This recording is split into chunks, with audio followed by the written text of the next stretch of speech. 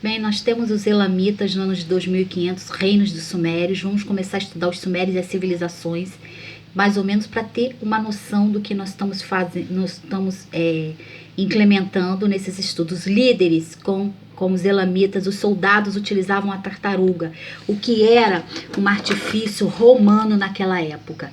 Então nós podemos entender que a guerra que Júlio César ele copia praticamente dos sumérios, e vem os acadianos, os semitas da Síria, hoje 2500 anos antes de Cristo. Então eles eram inimigos, mas num tempo eles ficaram amigos e começaram a compartilhar as tecnologias e as trocas de manufatura. E os acadianos Instar, ou seja, a deusa Istar dos acadianos e a deusa Namu dos sulamitas, era a deusa dos mares. Então isso trouxe um grande simbolismo entre os dois e uma unificação. Em 2376 a.C., eles tiveram,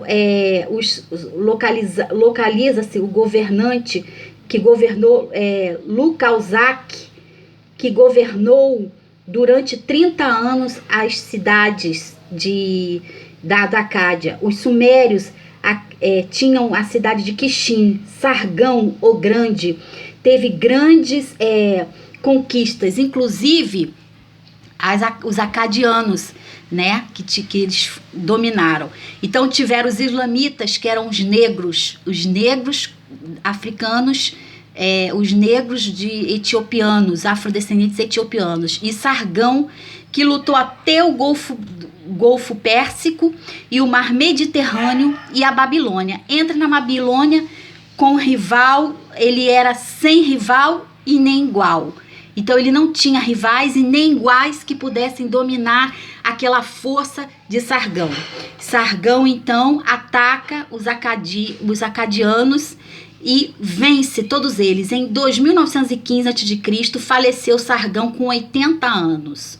Então os acadianos foram dominados pelo Vale do Rio do Tigre, pelos mouros. Aí vem a Babilônia, que significa ali do lado do Iraque e do Mar Eufrates, que é localizada, onde os Hammurabis começam. O sexto rei conquistou Assur e Nínive no Império Paleo-Babilônio.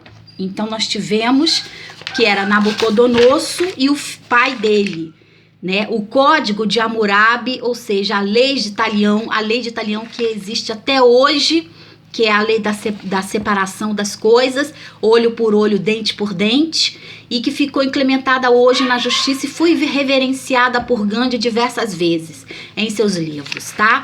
Como um manuscrito de superação para a então Índia dominada. Em 1729 a.C., revoltosos na cidade saquearam e os governantes, a Assíria, os semitas, então eles tiveram grandes evoluções. Os semitas trouxeram ferro e as manufaturas para a tecnologia dos acadianos. Então foram os primeiros povos a lutar com elmos, ferros similares aos romanos. Ou seja, possivelmente Júlio César copiou todas essas técnicas e implementou na sua jornada, né? Então, Assurbanipal, 22 plaquetas de argilas que foram encontradas, ou seja, dos ilamitas, e túmulos principais. Islã foi o extinto. Então, no Egito, tivemos Neco II, que foi o faraó que se iniciou essas batalhas todas. Os persas e o Nabucodonosor filho. O Império Neobabilônico, Nabucodonosor e Nepo protegendo assim o seu filho, Nabucodonosor. Zigurates foram encontrados dos sumérios, nos templos sumérios, piramidais, com instrumentos hoje para pesquisa. Torres de Babel, original, tudo original que foi encontrado e colocado lá. Israel e Judá conquistaram Jerusalém. Entra agora a tomada de Israel e Judá. Então entra os zigurates, os povos africanos, orientais, muçulmanos. a tomada de Jerusalém. Então houve no reino de Joaquim aquela mistura toda dentro de Jerusalém, que hoje é Jerusalém.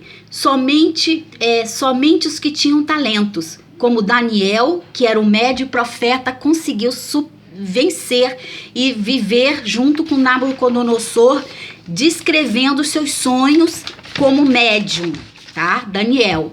Então, cultivos de uvas de Deus foi Canaã, como os cananeus, Cã, que é povos africanos, Sem, que foi 60 anos vividos, Cã, que viveu mais, Etiópia, Núbia, ali foram os sumérios. Então, eles eram povos africanos. Etiópia, junto com os sumérios. Na África, Etíope, Egito e todos eles. O jubileu da terceira linhagem com Sem e Jafé.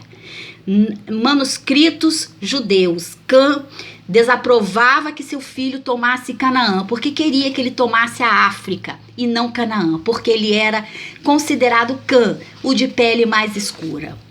Então nós podemos ter nessas definições as placas dos impérios de boa parte viviam nômades, povoados de 4.000 anos antes de Cristo, no sul da Mesopotâmia, que é Irã, Síria, Tigre e Eufrates, os sumérios, avanços da humanidade, irrigação, trocas de manufaturas, tudo isso os sumérios trouxeram junto com as suas tábuas e junto com os seus escritos, e poemas e códigos e aperfeiçoamento do bronze, animais, criação. Sumérios trouxeram também os povos extraterrestres, que foi Namu e tantos outros deuses, Iru e todos esses deuses, nas cidades de Kishi, Iru, Nagish e cidades de estados, Iur, que eram governadas somente por cada pessoa que morava ali. Então eles não tinham que dar satisfação de muita coisa.